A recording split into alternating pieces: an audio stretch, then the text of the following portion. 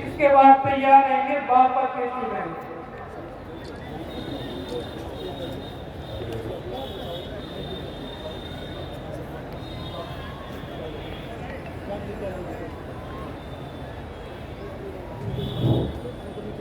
बागपत के बाद गाजियाबाद।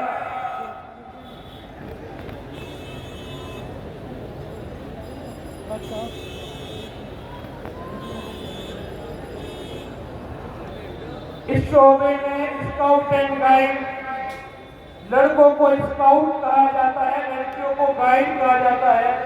माशाल्लाह मुजफ्फरनगर से 11 गाइड हैं जिनको ये सर्टिफिकेट मिला है।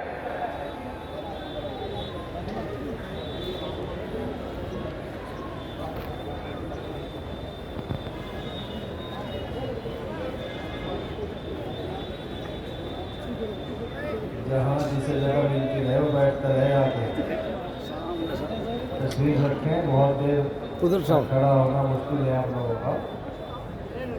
बागपत के बाद हमारी गाइड तैयार है। इधर से नहीं ऐसे